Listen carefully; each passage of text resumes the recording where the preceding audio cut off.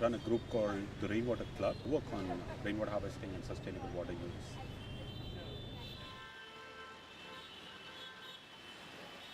India is facing a major challenge in water management, and especially cities are facing a very big challenge because of the increasing population, the growing economy.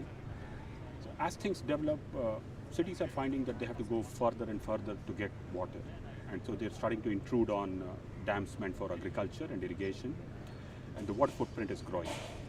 So the paradigm shift which cities need to do, and which now I work on and a lot of other people work on, is to close the hydrological cycle within the city itself. Can we make best use of rainwater, surface water in the lakes and rivers of our cities, groundwater, which is a very important resource, and treated wastewater, so that the city does a recycling of the whole hydrological cycle.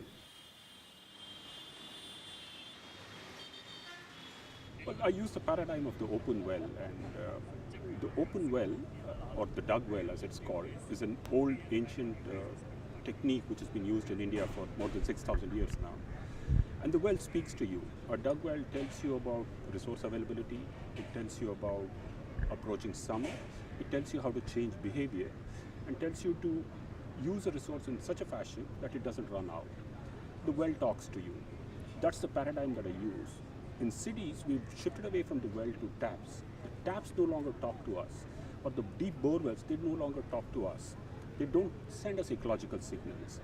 During the rainy season, when India gets its water, the well is full. You can use the water plentifully.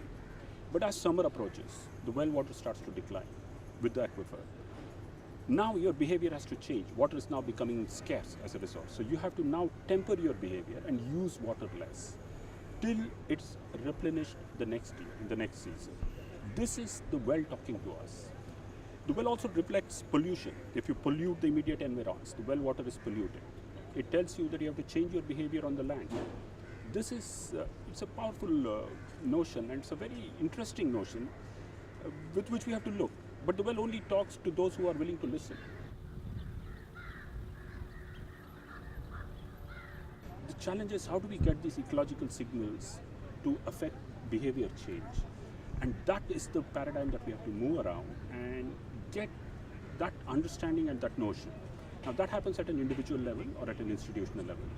When it starts to happen at a city level, and the city starts to talk to its waters, when all the waters in the city are clean, are ready for the citizens to enjoy, when every citizen in a city has access, equal access to good quality water, especially the poor, when all the wastewater and sanitation from the city is taken care of properly, then the city can truly be called a water sensitive city. It moves away from functionality to aesthetics, the ecological experience of water, and finally the cultural and social experience. If all this happens, that's what one should ideally aim for.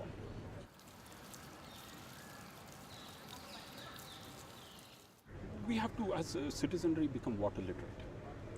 So water literacy is being personally aware of the water that you consume and your right and responsibility to that water as an individual and as a society. So this means that everybody who's involved with the water sector, from the well diggers, from the borewell diggers, from the pump manufacturers, from the water pipe providers and suppliers, every one of them in their paradigm, in their domain, have to understand this message of communication and have to work their devices around communicating. For now, unfortunately, pricing is the only mechanism by which signals are communicated for behavior. But pricing is not enough. It is necessary, but it is not enough. And so we have to move beyond pricing to something else. Such as, for example, a pump which tells us what water quality is in the borewell or how much water is available in the borewell. Such as, how much water have I used today? How much am I entitled to? How am I doing vis-a-vis other citizens in my own category? How much am I entitled to? And how much of it is responsible consumption? These are all communications which are necessary from various sources. Persian wheel, which is an invention which would draw water from a well, which was extremely efficient, but which could only draw from 20 meters. So there was a limit on it. Extractive technologies like pumps these days are almost limitless. They can draw from 300, 400 and 500 meters. There's no limit to which they can go. How do these extractive technologies negotiate with ecological limits? That is the challenge before us. And that ecological limits should be signaled by these extractive devices to the consumer, to the citizen, so that behaviors are modified and changed to make things sustainable.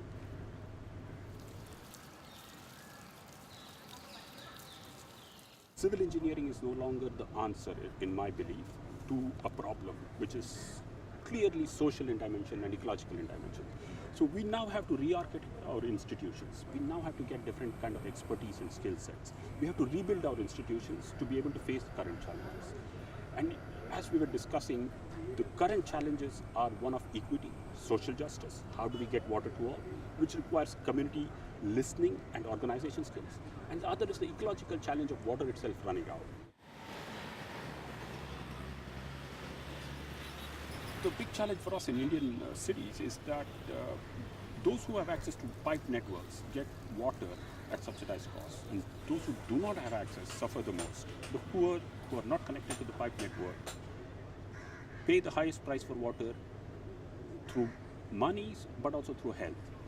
Now, a city's paradigm for equity would be some water for all, and not all water for some.